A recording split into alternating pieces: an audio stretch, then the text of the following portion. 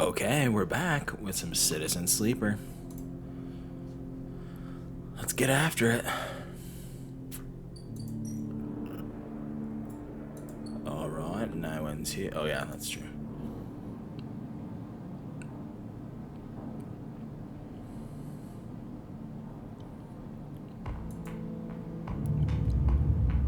The clock is ticking. I can tell.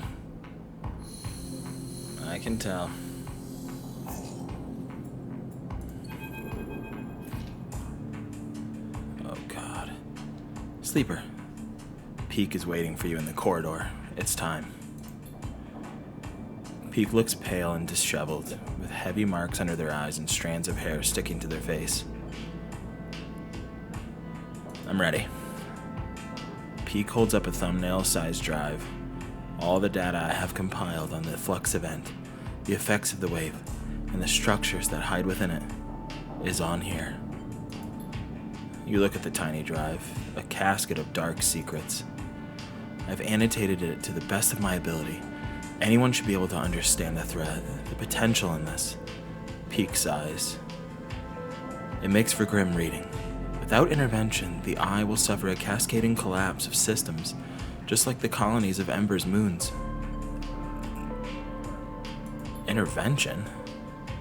Peak grimaces. That I'm still working on. Peak looks at the drive. This shadow in the flux, this protocol, is so hard to pin down. It adapts to any countermeasure I have tried to deploy. It is like trying to hold water in a cage. It slips straight through. There has to be a way. Peak closes their hand around the drive. We need help, Sleeper. This is about everyone on this station. They sigh. We have to set up a meeting to tell someone who can do something about all this. I'm not telling Haven Age. Nah. Soul? Perhaps. Peak pauses. Maybe the flotilla will have a better chance of survival if they have the data. What about the Eye? Will they protect it?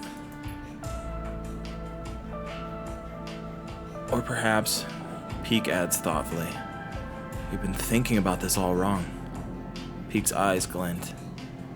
Why make a choice when we can tell both of them? Why pick a side when the only side is this entire thing is one we all need to take? Peak speaks as they think, their words barely keeping pace with their thoughts. We need to resist this together, or we will fall. And fail. We need everyone on board, Sleeper. Peak smiles. That is the only way. We send the data to both. You're right. Peak smiles. I'm glad you see it too. They look away. Another flux event is coming, I'm sure of it. And I'm not sure we can survive without help. Peak opens their hand and holds the drive out for you to take. You need to do this, Sleeper. I can't. You know Soul. You know Helene. They trust you. To them, I'm just another spacer, but you are a part of this place. Hearing someone else say it hits you hard. You are a part of the Eye. Peak is right. But right now, that feels more like a weakness than a strength. I have set up a data relay at the cordon. It's neutral ground. Take the data and send it out to Haven Age and the flotilla. Once they receive it, they will come. We can be sure of that. You will meet me there, or you will meet them there, and take them. Through it all. No one could do a better job. They tuck a strand of hair behind their ear.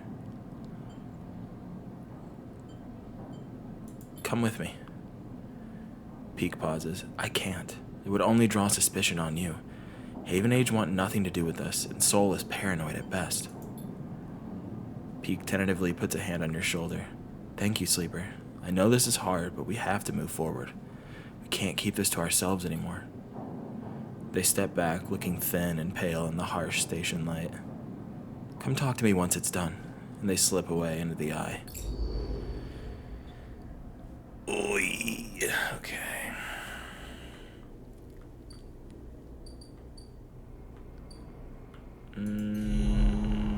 Just make sure we got everything.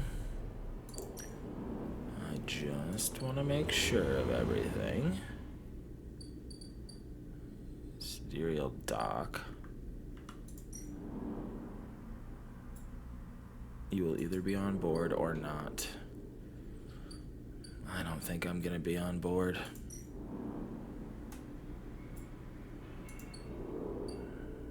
Oh, nice. That's cool that you could, if you stayed on the eye, you could get engineer scrap from that. From Bliss's Bay. Or Moritz's Bay, as I like to call it now. Okay. Oh boy, the cordon.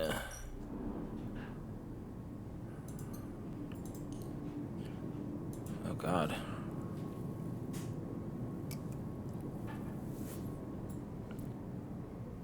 I gotta finish this thing with Lem, I think. Because I think this is the end. Shit. What's our drive right now? Escape on the Sidereal. Steal the Celis data. We already did that, did we not? I could have sworn we did.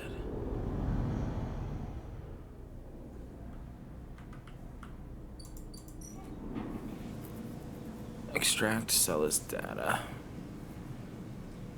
Okay.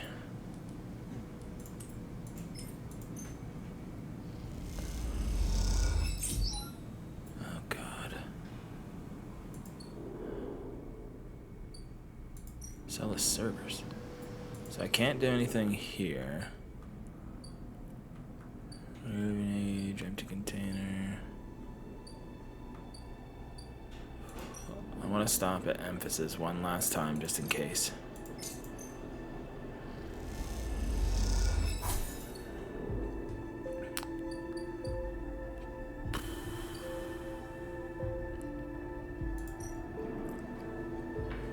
Oh boy.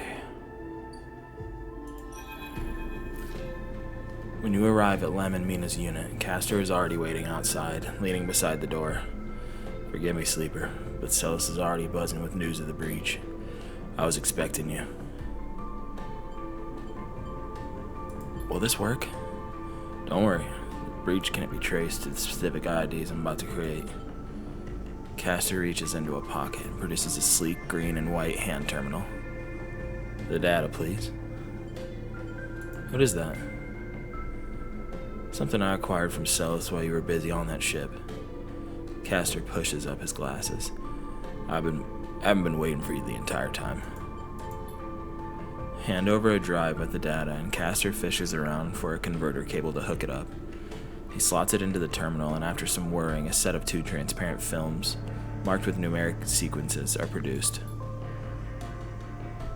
2 tickets to an uncertain future. Castor smiles to himself. The child will go with Lem, of course. He pockets them. These are yours, but first. He holds out a white cube. Your side of the deal. What is it? Something to help us make use of you. He passes you the square and you rest it in your palm. A small, white, perfect cube. Suddenly you feel a sharp pain and flinch. The cube jumps from your hand and rattles along the walkway. You look at Castor apologetically. Castor smiles. Not to worry, it's done its job. Now it is for you to do yours. You look down and see a tiny pinprick in the center of your palm. Nothing sinister. Castor puts the terminal away. Oh, you fucking bitch. Okay. This way we can keep track of you in the sidereal horizon. I didn't agree to this. You did, Sleeper. Castor adjusts his glasses. You have to understand that I could have done this without you knowing. This way everything is on the table, so to speak. Castor hands you the transparent films, and you see shimmering portraits of you and Lem flickering beneath the surface. Go, give them the good news. And he reaches across and buzzes the unit. Lem slides open the door, half dressed in his gear. Sleeper, what brings you up here? Come in. He beckons you inside. You look to the side, expecting to see Castor, but the wall is empty. I don't want this. Just like that, we got another fucking SNR on our hands. The unit is cleaner, better organized than the last time. Lem sits at the thin bar and gestures for you to sit. Mina's with some of the local kids. Someone has started doing lessons down the way. She seems to like it. Sit. You sit at the bar. What's up, sleeper?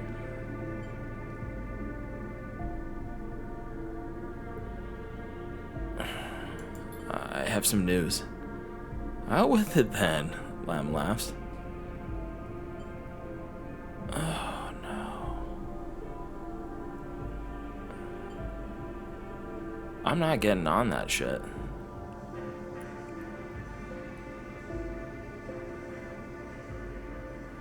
And dude, why do you even want to go, Lem?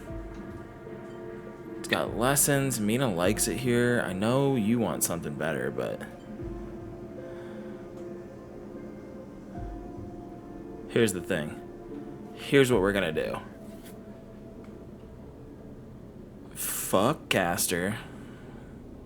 I'm not doing what he wants. I'm not gonna be controlled and monitored by anyone again. And you know what?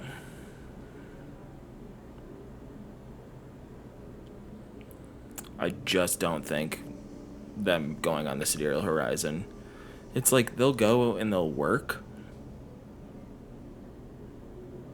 or they'll be put into cryosleep.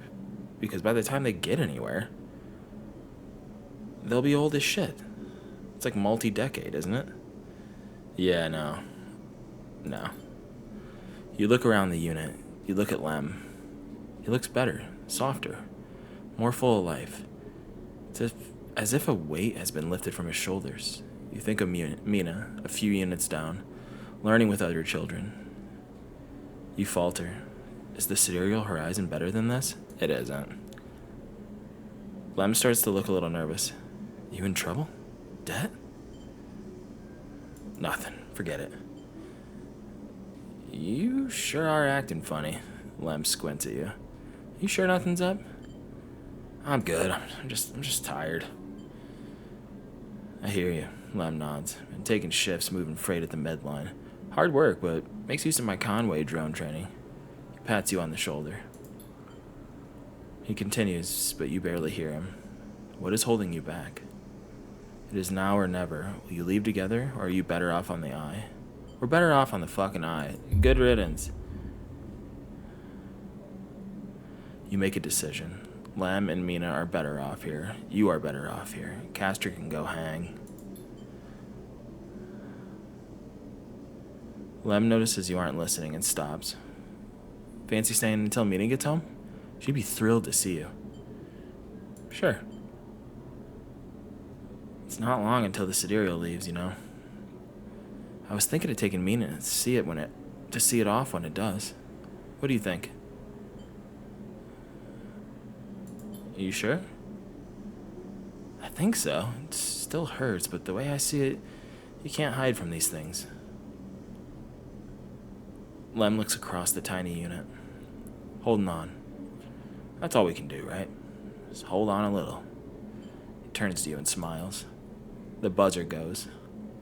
That'll be her. Lem gets up and opens the door, and Mina, a bundle of energy and life, rushes into the room. Robot, she shouts. I learned how to draw a tree today. Lem laughs. Show me. Mina suddenly grabs her slate, now half obscured by shiny black tape, and brings it over. I never even saw a tree, says Mina, but Esther showed me. She starts with a line, then she draws a V, splitting it into two directions. Then she splits those lines again. She keeps doing this, keeps splitting and splitting the lines until before long the whole slate is filled with branches. She sets it down proudly and hands you the pen. Your turn, she says. And a while later, when you leave, you don't even think to check for Castor by the door until it's too late. You stop and turn, halfway down the walkway, but there's nothing there. Even that little white cube is gone.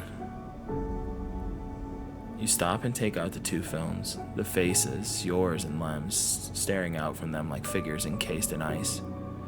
How did Castor even get these images? A rush of anger runs through you and you crumple them into your hand. You let the films drop and they bounce once, twice, and then fall through the grill of the walkway into darkness. The future leaving as easily as it arrived. You pause for a moment. There doesn't seem to be anything else to be done, so you keep walking, back through the low end, deep in thought. Do whatever it takes to get that ticket.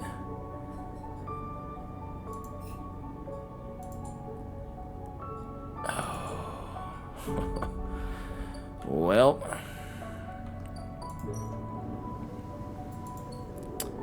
Not much we can do now.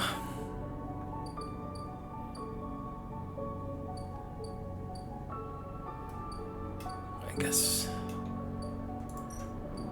we'll go up. I just want to say real quick. Yeah, so I guess that goes off and we're officially stuck on the eye.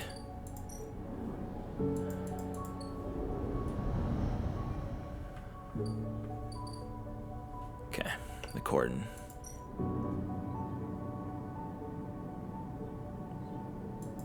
We really want to do this? Do we want to do this? What if we just got a ton of scrap? And we wait for the sidereal to go off. We're gonna do that. We're gonna do that.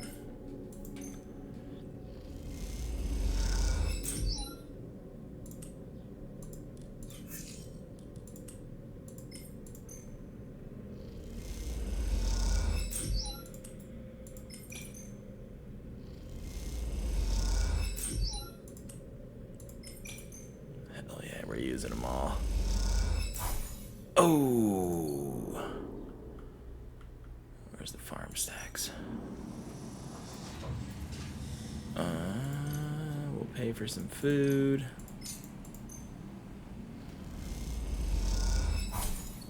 Alright, then we'll hang out in a Hyphodorm. I'm nervous. Is Castor about to jump us?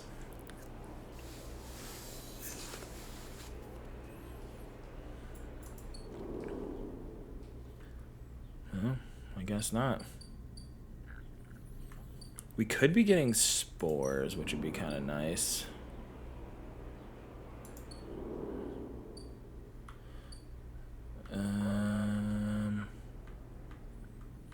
Nah, we're good. Dude.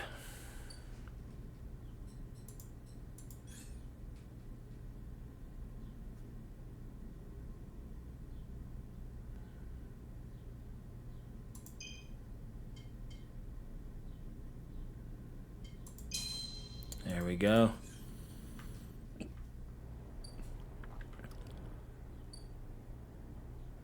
I think we're good.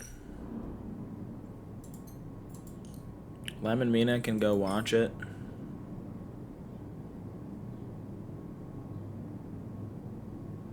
Dude, why am I like faltering on this? Okay.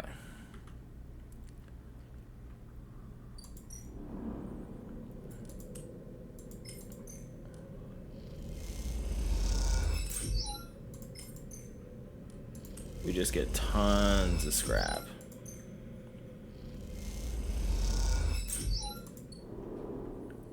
And here we can. All right.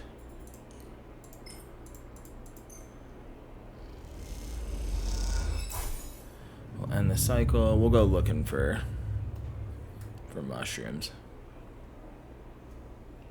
Or spores, at least. Damn, those are good.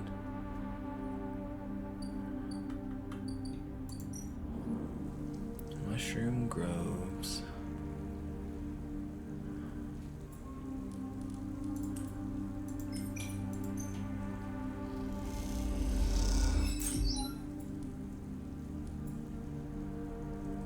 We don't want to do that.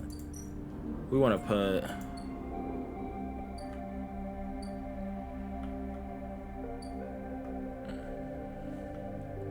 We want to get spores.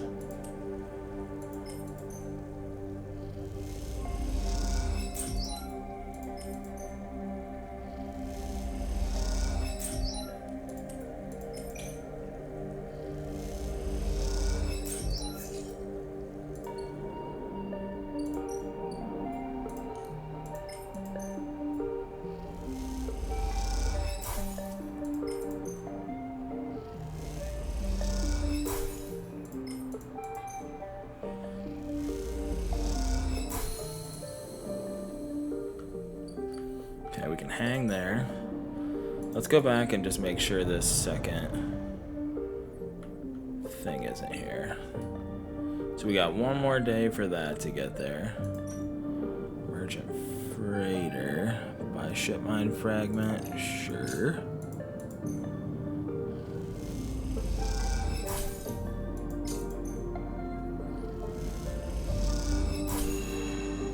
Okay. Now we'll head to the ore fabricator.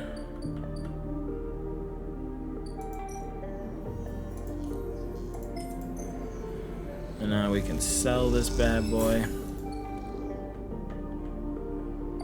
The Paz imports.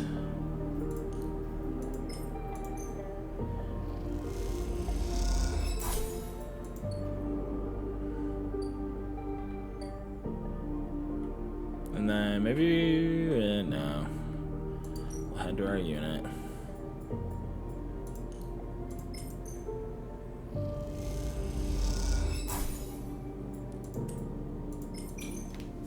Okay. We'll end the cycle. I think we only have a couple more until the sidereal takes off. But we gotta get all the endings. We can't just not.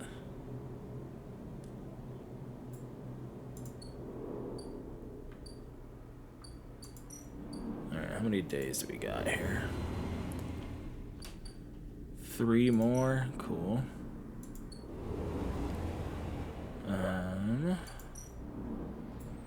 I guess we head to the waste. We'll just get hella scrap.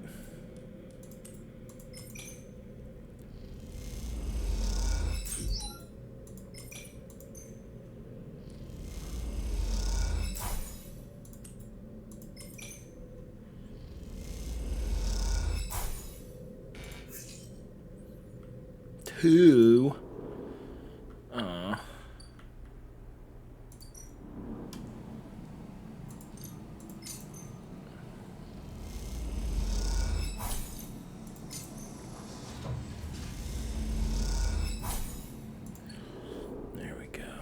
We got hella scrap here.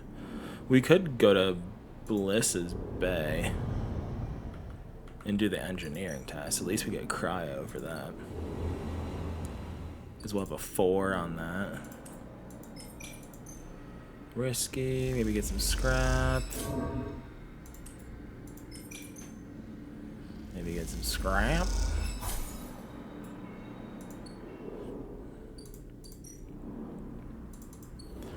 Okay, one more day. Oh, clicking all over the place.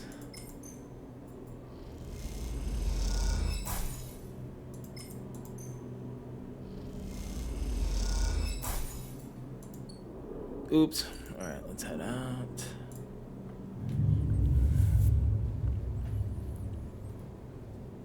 Two more days? This day and the next day and we're good?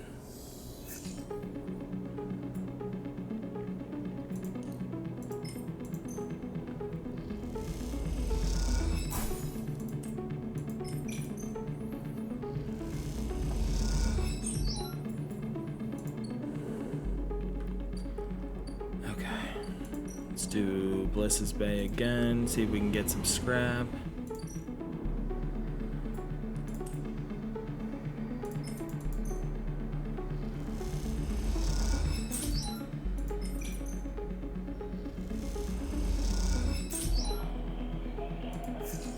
Nice, hell yeah.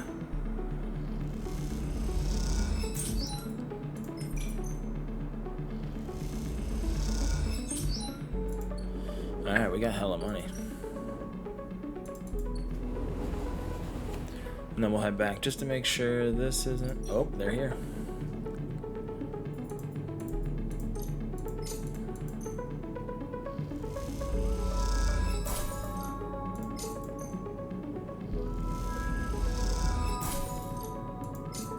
God, we got so much scrap. Ship mine fragment.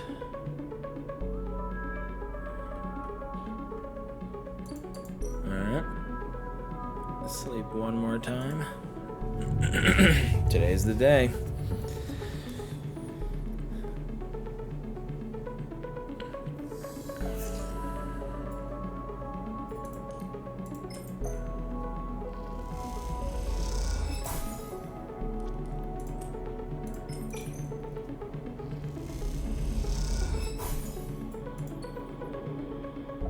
That should have been it, correct?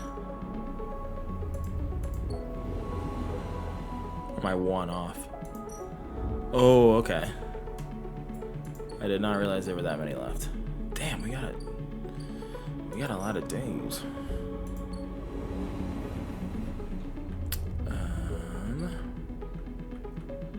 Well, what about this? Low end. Board exchange.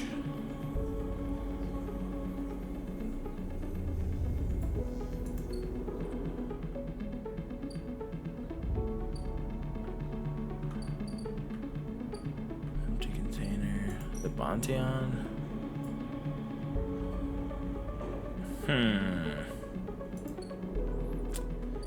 Interesting.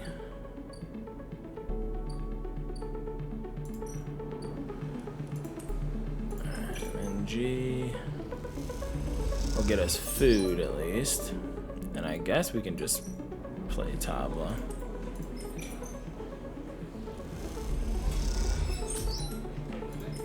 Net us some big bucks.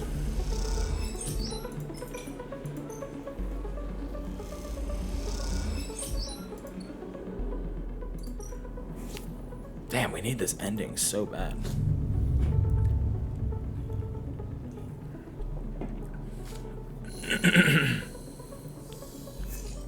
I'm a little worried that Lab's gonna find out.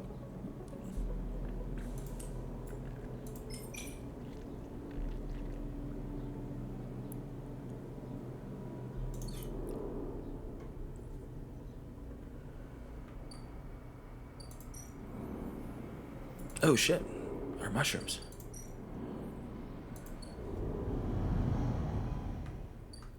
Completely forgot about them.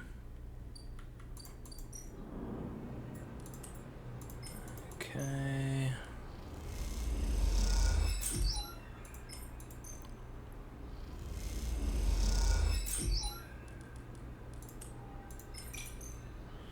Okay.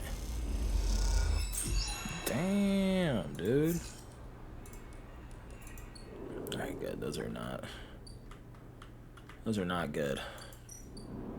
But we can use this and endure. Do one more.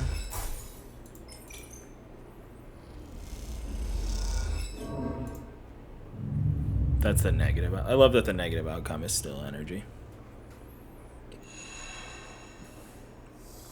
These are fucking horrible rolls.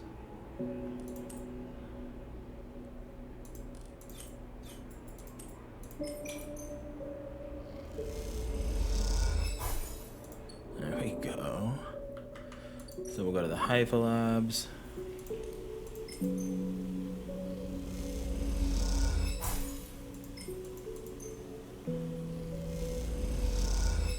So we got a decent amount of scrap. I got spores.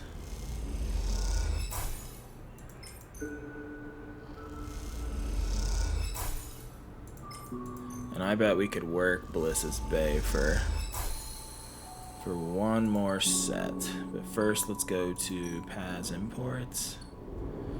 And we'll sell our Matsutakes.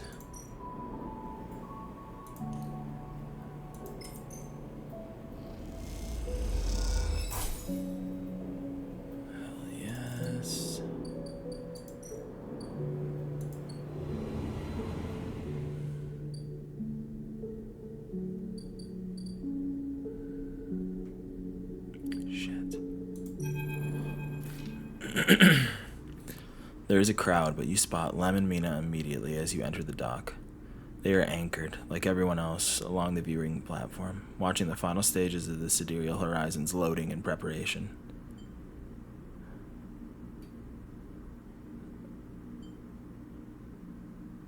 I'm gonna wait. Something stops you calling out to Lem. Maybe it's guilt, or fear, or just the need to take a little longer in this moment before your world changes once more. The decision was made, you reason, and there's no point in rethinking it again and again. All you can do is move forward in its shadow until so many cycles pass that you forget it was ever there. Something draws Lem's attention. He turns and looks nervously through the faces in the crowd, looking for someone. Then he spots you and a weak smile passes across his face. You move up and join him on the platform. We decided to come watch in the end. He nods at a sleepy-looking Mina, whose bright eyes are locked on the yellow hull of the Sidereal Horizon. Meanie wouldn't let me stay away. I'm sorry, Lem. Lem laughs weakly. What have you got to be sorry for, Sleeper? As far as I know, Senator Celis doesn't answer to you. You three watch the ship for a while, in the same hushed state as most of the crowd. All the anger seems to have faded out of those who didn't make the crew. Perhaps down in the low end, the timbre is full of angry workers, drunkenly denouncing Celis, but up here, the atmosphere is reflective, somewhere between a funeral and a ritual. You seem to have a lot on your mind, friend. Lem puts a hand on your shoulder. Want to tell me what's been bothering you?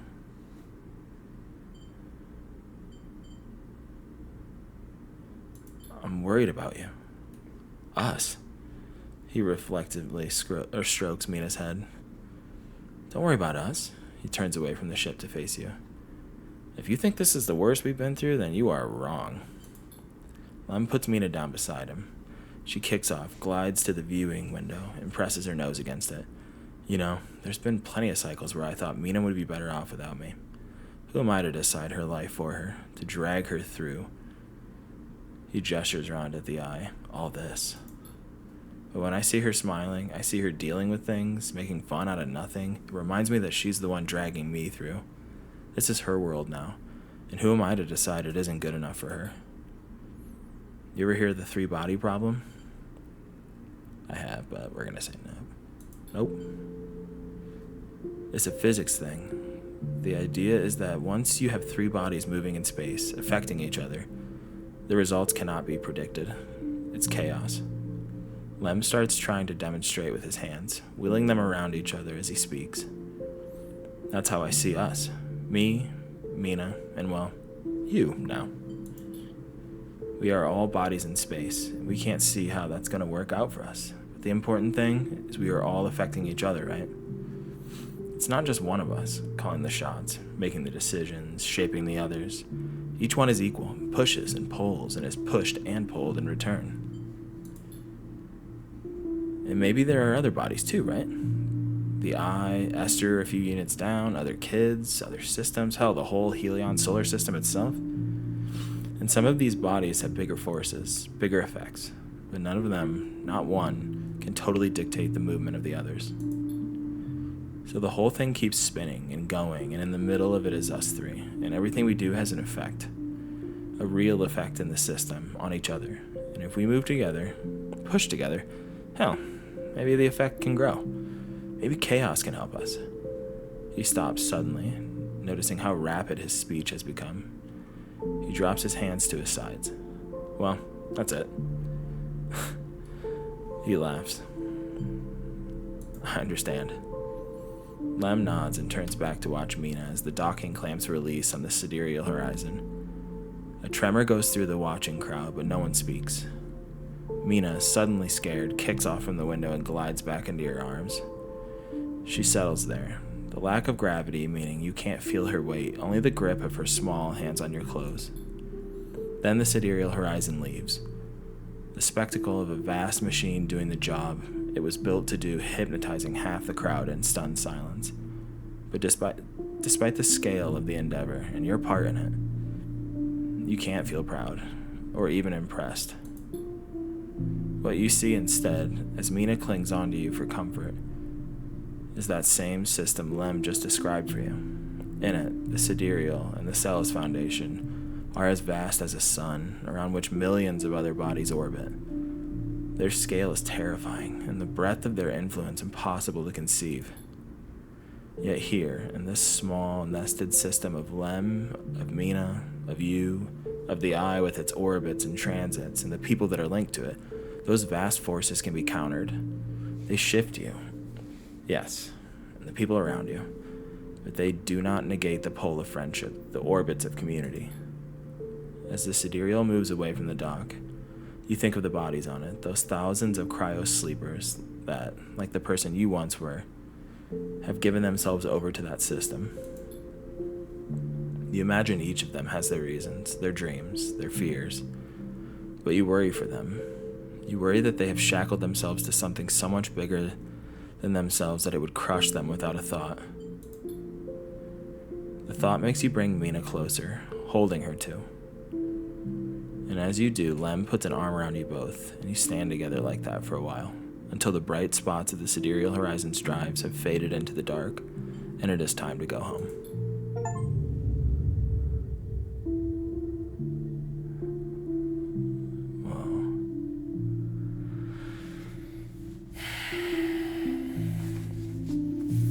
The third time credits have rolled, right? Third or fourth?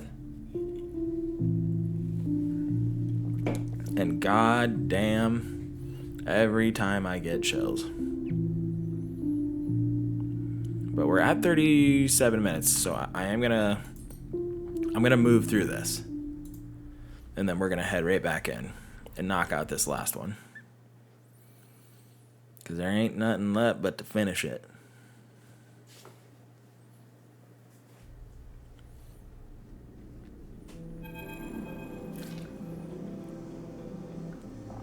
Uh-oh. A strange choice. Castor stands beside you at the rail, watching the pinpricks of light from the Sidereal Horizon's drives disappear. But perhaps not unexpected. You turn to look, and Castor is beaming at you with an unsettling warmth. Aren't you angry? About what? He squeezes your shoulder. I only wish for you to exercise that strong drive of yours. If it happens to align with my own, then that is pleasing to me. But if it does not, I cannot punish you. What about Celis? Castor looks out to the stars. Indeed, that is a matter which worries me. Senator Celis has taken a step back from the public eye. It seems some internal struggles are playing out with within their pristine halls. Castor sighs, but I doubt core politics are much concern to you. Castor moves down along the rail. The Eye, though? That seems to be your primary concern, am I right? It's my home. He smiles broadly. Then we are fellow residents. He seems pleased. This place has been a good home for me. Though, like all places, it has its phases. Do not idle here too long, sleeper, unless you wish to be once again caught in the movement of systems much bigger than yourself. Castor turns and starts to clunk away in his mag boots. I'll be keeping an eye on you, if you don't mind, sleeper. He waves as he walks. My curiosity remains piqued. Once he leaves, you stay a little longer at the rail, watching the stars, thinking about all those people out on the sidereal horizon, drifting towards an unknown future. Wow.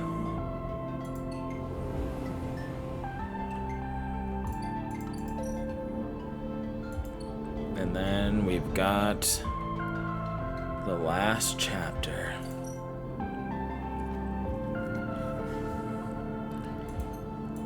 Make sure you're ready. Hell, I'm ready. No more drives? Peak's relay pings a confirmation. The data is sent. All you can do is wait for the response. The data sent. The only thing to do is wait. As you do, you imagine Helene receiving the data, perhaps in the middle of some Haven Age Council meeting. You think of her trembling hands as she slips out of the room to read it. Her reaction you can't predict. You imagine Soul, too, one of his crew, finding him in some corner of the Pilgrim Seed, overseeing the modifications that will turn it into an ark. Those sharp eyes scanning the data, looking for a way to proceed. The wait draws out, and to pass the time, you watch the activity beyond the edge of the eye, the scrap shuttles pulling components from the now abandoned cordon, and the supply skiffs making runs between the flotilla ships. It isn't long before you hear the chirping of one of Helene's now familiar drones approaching the viewing platform, and then Helene herself strides into the room. "Where did you get this, Sleeper?" Helene holds up a slate scrolling with streams of flux data as she enters. "I need to know your source." "A friend. You seem to have a lot of friends, Sleeper." Helene raises an eyebrow. "But I need this data authenticated. I can't just..." She pauses and pushes her hair back out of her face. "This is a lot to take in. A shadow protocol inside the flux? The system's con channel starting up. A total collapse of the eye?" She rubs her forehead. "If I bring this to the council, they'll..." She turns away. "They'll believe you." She laughs. "Do you know what has been happening within Haven Age, Sleeper?" She looks away, out at the flotilla. "Since the refugee ships started arriving, things have changed. It's chaos. No one can settle on a single issue. There's a division at every vote, but in the division only one group prospers, the hardliners, because as each counselor gets tired of the arguments, gets tired of compromise, they become more attracted to the easy answers. The flotilla is to blame. The refugees are opportunists. The eye must be defended." She shakes her head. "And now you are telling me they brought something to the eye that will cause its collapse?" "They didn't bring it. It doesn't matter, Sleeper. That is all the counselors will hear." She closes her eyes, a hand to her temple. "Many of them already presume that the refugees are somehow to blame." "Did somebody say refugees?" Soul clanks into the docking bay, grinning at the situation. "Speak of the devil, and well, here I am." His suit hisses as he settles on his cane. Helene glances between the two of you, uncertain if she has been drawn into some elaborate plan. Soul holds out a hand to her. "Soul," he nods. "I believe we have spoken remotely, while the cordon was still up."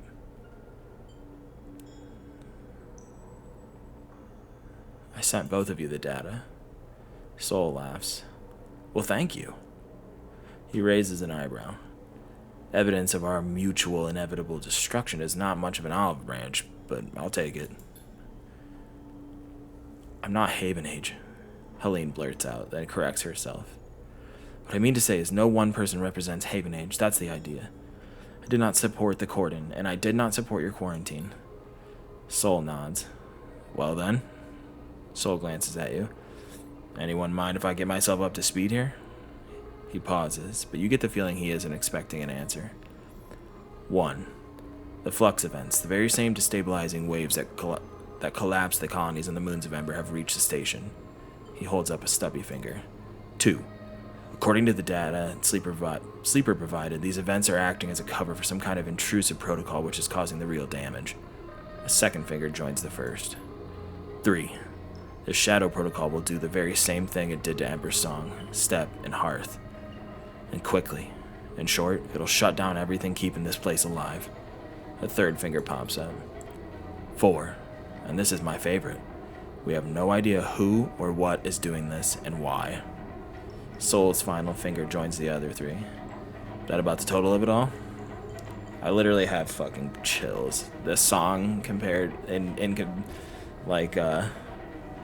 coming along as all of this is like hitting ahead is fucking nuts. There's also another flux event coming. Of course there is. Soul smiles thinly. Sounds. Helen pauses, searching for words. Intimidating. Helene turns to Soul. Did you manage to put up any kind of resistance on Ember's Hearth? Soul shakes his head. That's why we're here. The Pilgrim Seed was the biggest ship to make it out unscathed. He pauses. I suppose we didn't have this data. We didn't know what was eating up the systems. We all thought it was the flux. Helene looks at you, and I imagine you, Sleeper, and whoever helped you uncover this might be able to figure out a countermeasure? We can try. Helene nods approval. Okay, so that's the start of it. If you'll forgive me, Soul cuts in. Part of why I was able to save as many as I could on Ember's Hearth was that I gave up hope early. Soul shifts his weight, his suit hissing. There were endless strategy meets, system reboots, tests, and trials, but I just got on with working on the Pilgrim Seed, with getting people on board, so when the second and the third and the rest of the Flux events hit, we were ready to go. So if I can offer you some advice, Miss Not Haven Age, it is to give up on that line of thought you have, that hope, and start the evacuation now, right this cycle. Soul looks out of the observation deck towards the Pilgrim Seed. I've already started the process of converting the remaining volume of the Pilgrim Seed for human habitation. With Haven Age's resources, I dare say we could finish the job with time to spare. Soul scratches at his beard. I know it's hard, and I know it's sudden, but you have to give up hope. We have to run. There will be no heroes here, just those that keep living and those that don't. Helene listens in silence, making calculations. She looks out at the bulk of the Pilgrim Seed, which, despite all its vastness, is dwarfed by the eye as a whole. Something flickers in her eyes. She opens her mouth to speak. She stops, frozen. Let me think. Helene rubs her temple. I need a moment. Helene paces, and as you watch her, you realize how young she is, how lost she is in the systems and protocols she has to navigate. You can almost see the strings and ties that bind her, glinting like webs in the wide space of the observation platform. We purge the Shadow Protocol. Helene stops pacing. But with what resources? The data you sent me, this thing is a shadow, uncontrollable, untraceable. Perhaps with the full contingent of the Haven Age Systems Department, but that would require hundreds of work orders to be overlooked. Maintenance schedules abandoned. She looks away. Getting that through the Council, would that even be possible? She glances at Soul, who is patiently waiting, patiently watching, patiently listening.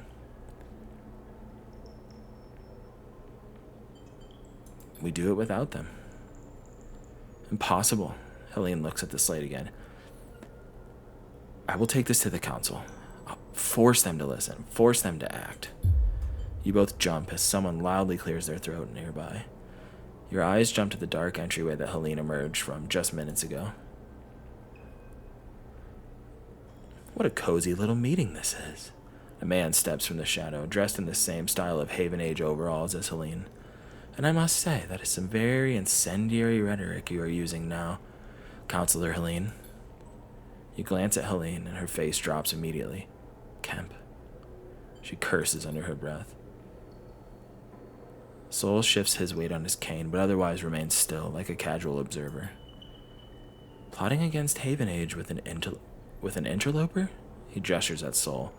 Everyone will be so disappointed. Kemp smiles a bright smile. Some of the counselors had such high hopes for our youngest member. His smile drops.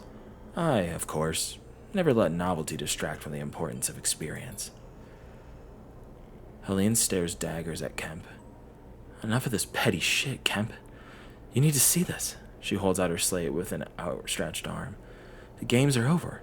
No more point scoring, no more lobbying. You and your hardliners need to stop. This is something real. Kemp calmly takes the slate and prods the screen, scrolling through the flux data.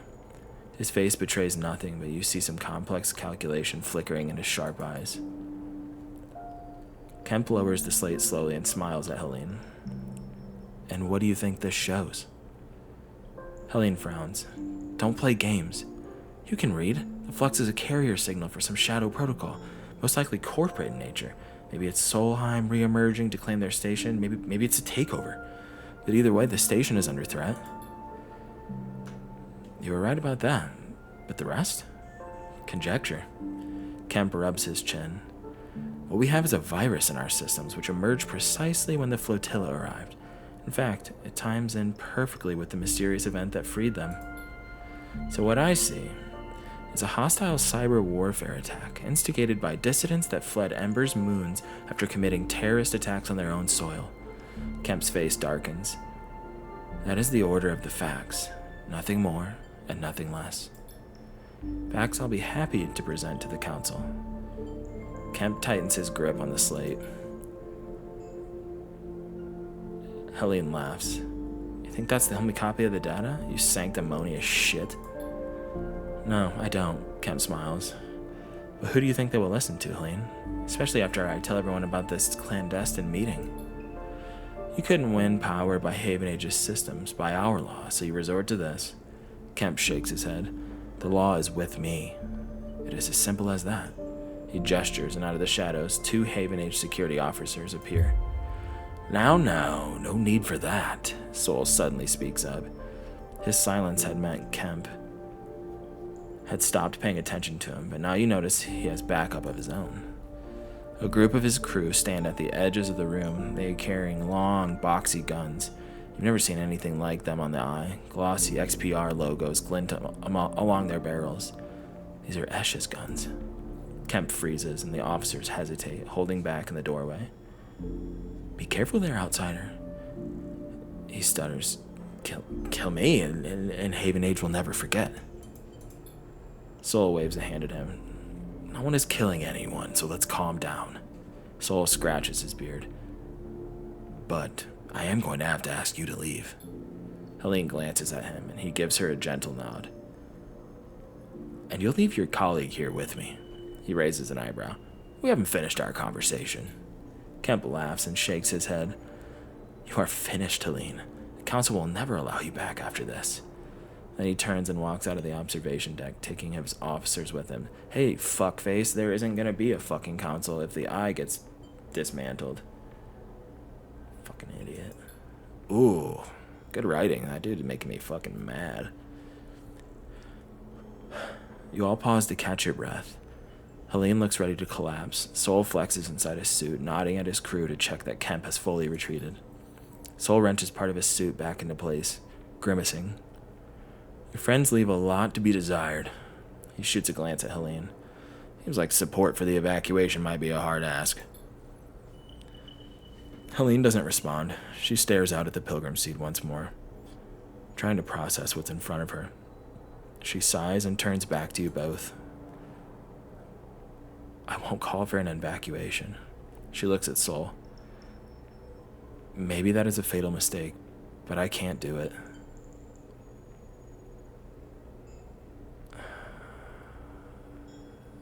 No, we can save the eye. We can save the eye. We have to. I understand. But, she pauses. I won't block it either. If people want to leave, Haven Age will let them. That is what I will propose to the council. She sighs. If they let me speak. You have to try. She nods at you and Soul and turns to leave. Soul is quiet. He scratches his beard. Good luck, he offers to the departing Helene, but she does not respond. He leans on his cane. I'll be honest with you, Sleeper. None of this changes anything for me. The Pilgrim Seed will be going in a handful of cycles, whether Haven Age wants it or not. You can't abandon the eye. Soul raises an eyebrow. I seem to remember it was us being abandoned not so long ago. I'm not sure the reverse applies. Soul puts a hand on your shoulder. There's a berth for you, and for any you can gather, Sleeper. That much I owe you. And Helene? I wouldn't hold out much hope of her coming around, Sleeper. She's too tied up in all this. It won't let her leave, even if she wants to. He eyes you. Hell, I'd say the same thing about you, but you have a habit of proving me wrong. My crew will take me from here. Don't you worry. Soul straightens up. Oh, and thank you, Sleeper, for sending the data. I appreciate the extra info, and I'll see if it can help us shore up the Pilgrim Seed against any future flux events. We had you back on Ember's Hearth. He pauses, suddenly losing his appetite for discussing the past. Of course, we're going to need all the help we can get. If you can spare some time, come to the Pilgrim Seed. Help me get it ready. Bring others. There's a future to be earned. Cycle by cycle.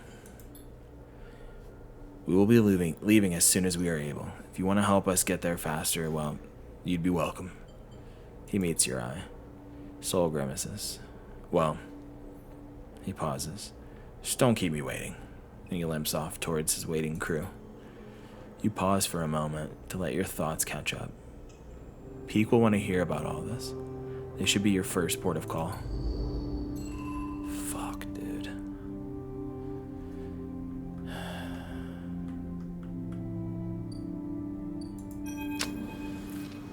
As you enter the climbing briar, you immediately have to jump aside as Esh, lugging a massive crate across the cargo bay, pushes past you, grunting an apology as she does. Reminds me of when we met. Esh sniffs and doesn't look back.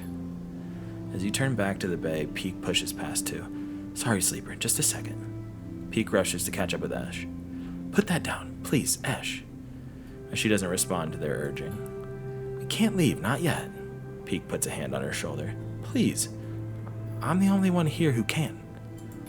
The crate drops, the sound of its impact echoing around the bay like thunder.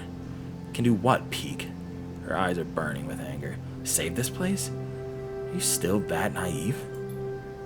We are running, Peak. We are running because this thing cannot be stopped. It couldn't be stopped at XPR, our home. Why would we stay to stop it here? Because we can, Ash. We can give these people a chance. Yeah, I've already made my decision. I'm not leaving. I'm gonna save the eye, or help save the eye, and if I don't, R.I.P. Like they gave the refugees a chance? Ash shakes her head. No, Peak. This is not on us. We barely made it out of XPR. I worked for years to escape, and now you want to throw it all away? I left everything behind. My mother, my friends, to take you out of that place. She clenches her jaw. Oi. She turns and slams her hand onto the cargo crate, breathing hard. We go. That's the end of it. Peak turns away. You feel unsure what to do, but you know now is not the time for outside arguments. This is between them. Peak crosses the bay back towards you. I'm sorry you had to see that, Sleeper. They sigh. Let's talk upstairs. Peak leads you to the entry ladder, taking you up out of the bay and into the habitation level of the ship. You follow them through the tight corridors, noticing the handwritten notes, the clutter, the repairs, the signs of a home. Here, sit. Peak gestures to the broad mess table with its curved couches, and you slide in on one side. Peak sits opposite. They brush their hair out of their eyes and take a deep breath. So, how did it go? What did they say? I've been waiting all cycle.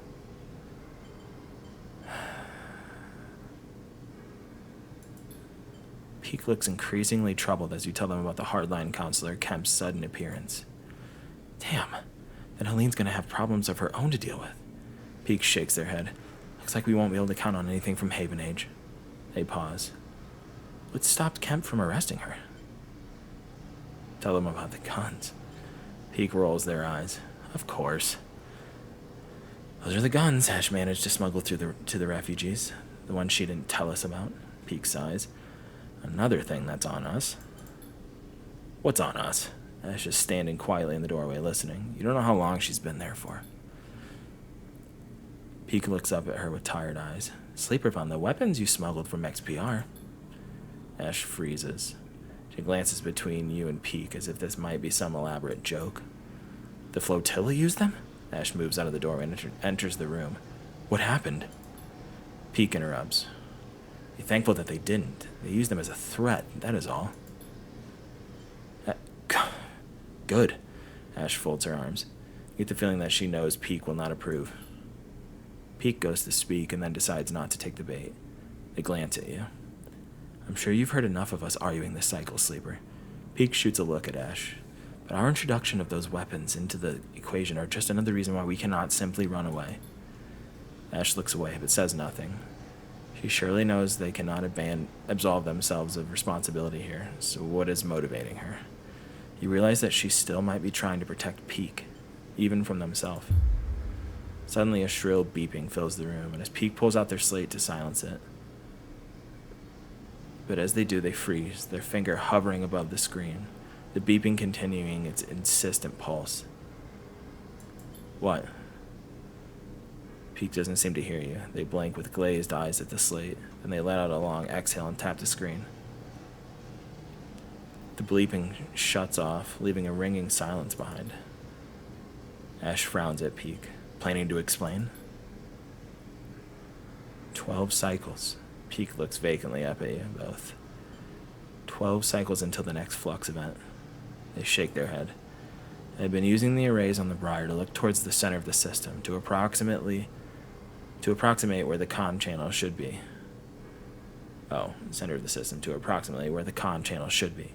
Just this moment, they detected a signal from the inner system. Given the distance and pattern of our previous flux events, we have 12 cycles before it reaches the eye. The silence in the room is deafening. 12 cycles, that's it, before a second wave hits in this place. Peak interrupts your thoughts. We start now. That's the end of it. Peak stands up to face Ash. You want to take the Briar and run, Ash? It's on you, but I won't do it. They take a deep breath. I'll be here, Sleeper, for every cycle it takes, trying to find a solution. I'll need your help. Their eyes meet yours, and you see a wild desperation flickering there. We will find something. The sooner we have a plan, the better. If it takes us 12 cycles to fix this thing, it'll be too late. Peak's eyes flash with determination. They reach for a slate and pass it to you, so we can keep in touch. You pocket the thin, handheld terminal. And Ash? Peak starts, but she is gone, storming down the corridors of the ship on a path to who knows where. You know from experience that this is the impossible to outrun your fear, that it is impossible to outrun your fears, but you get a sense that Ash will try anyway.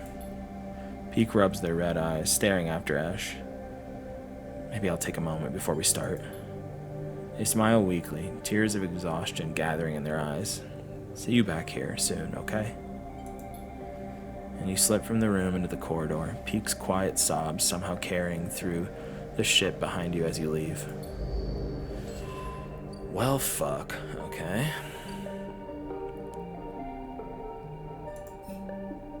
Protect the eye. Obviously. Devise a strategy, okay. And it cannot be stopped. The better the outcome, a desperate plan, okay. What are the other options? Oh god. There's gotta be something else.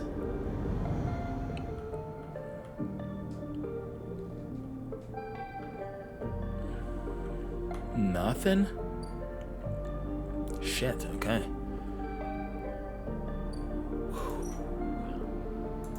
Okay. 12 cycles. Will it take us 12 cycles? Or... I mean, do I need to help him too? Pilgrim prep. I probably should do some of this, right?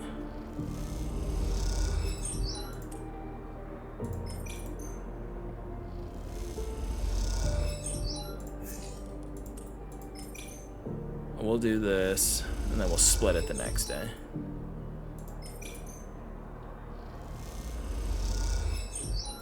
No scrap, huh? Oh, God. As you stop to rest in one of the Pilgrim Seed's cavernous bays, hopping up to sit on a supply crate, you hear a now familiar voice behind you. Oh, God. Sleeper, glad you're here. Soul's suit hisses as he clanks up towards you. I knew you'd help us out. We sure do appreciate everything you do for us.